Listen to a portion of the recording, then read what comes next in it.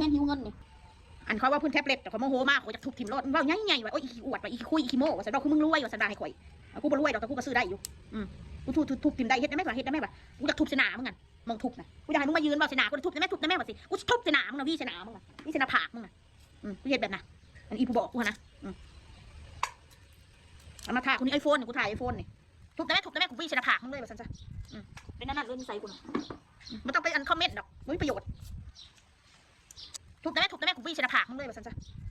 เป็นนั่นเรื่องนิสัยกูนะมันต้องไปอันคอมเมนต์ดอกไม่มีประโยชน์ถ้าเก่งนะเดียวตัวเดียวรถไม่ต้องมาแบบมาหมู่อีกดูเดียวรถขับรถมาดูเดียวรถถ้าคนเก่งมันดวลกับกู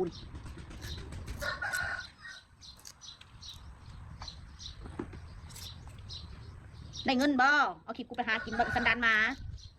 เอาไปเฮ็ดเฟซบุ๊กได้เงินบ่อีเท่าไปคอมเมนต์นี่แต่อีเท่าเห็นบัดหนังหนาเห็นบัดหนังอยู่หมองเศร้าไปสู้คอมเมนต์ละลายดอกถ้าถือเกณฑ์กันคุกคามกูก็บาดได้ละสู้ระวังระวังโลดกูบอกทุกโลดไปสู้คอมเมนต์ดีๆเดี๋ยวใบเกี่ยขาวไปอยู่หน้าบ้านสุนะมึงจะบัง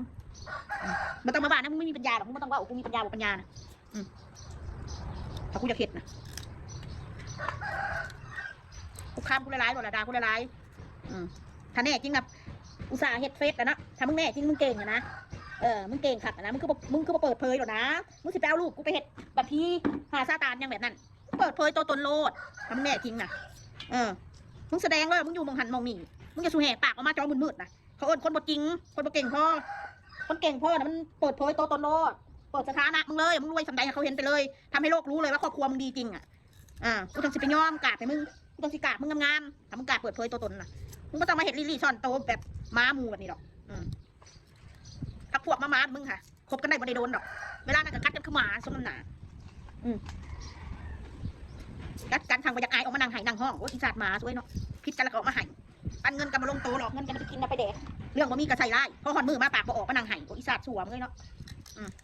ทั่วเดี๋ยวบนคนทางบนปัญญาบ่มีช่องทำมาหาแดกพี่น้องอาศัยครอบครัวกูนี่แหละไปนั่งเห็ดนั่งกินกูก็ถือว่าท่านม้ามันแล้วกันมันเป็นยังแบบคลิปนี้ก็เป็นคลิปส่งท้ายให้พวกมันซะพี่น้อง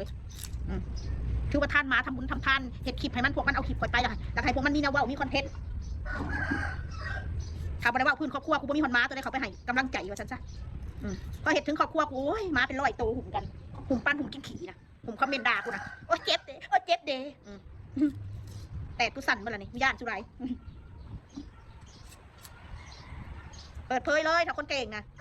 ต้องมาแหกปากหัวคือคนขาดยานี่หัวเราะแต่ละอีคือคนขาดยานี่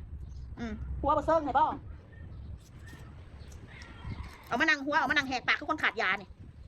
พากันดิ้นแล้วนี่เห็นคลิปนี้ก็ออกไปว่าดิ้นกันแล้วนี่อยู่มาได้กินมาเป็นแล้วซุ่มอยู่มาแซ่บเลยไปละพี่น้องเป็นดอกขี่ทุกจังสันขี่ทุกจังสิพี่น้องไปคอมเมนต์ด่าข่อยโอ้ย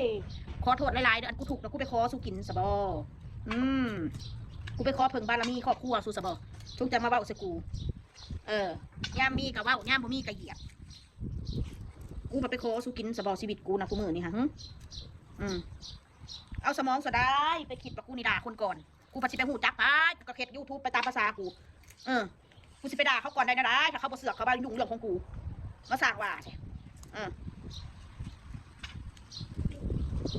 มีพี่น้องกับปีใหม่แล้วสาวมนอันนั้นอันนี้โอ้ยอย่าว่าพี่น้องปีใหม่ปีเก่ากับคุณค่าเท่าเดิมมาแหละมันไม่ได้เกี่ยวกับดอกปีใหม่หรือปีเก่า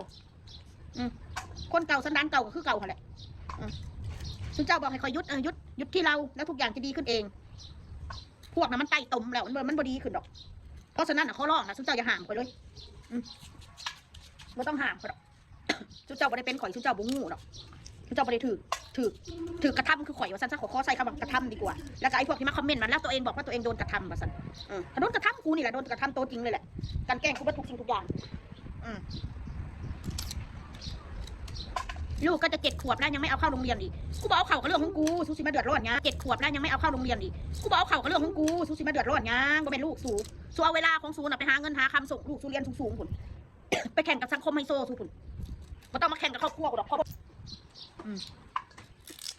คือบักขาเมื่อน้ำพัวค่ะอันบักขึ้นฮอดรถอันมีแอร์ติบ้านมีแอร์เย็นๆติโอ้ยอีปึกเงยที่ไปขึ้นฮอดไปสั่งแอร์เย็นยันนี่ย่ำหนาวมึงอย่าเบ้าปึกไรมันอยู่ประเทศลาวกูก็ได้นอนห้องแอร์น่ะเศร้าอยู่ด้านละ1,000 กว่าบาทกับซ้ำชิยูห้องแอร์นั่นอีปึกมึงอย่ามาบอกกูไร ว่าคือบ่มีสมองนี่ว่ายังขึ้นมานะหนานี่มันหนาหนาวอีปึกมึงแม่นมีแอร์เขาก็บ่เปิดนอนดอกยามหนาวนั่นมันหนาว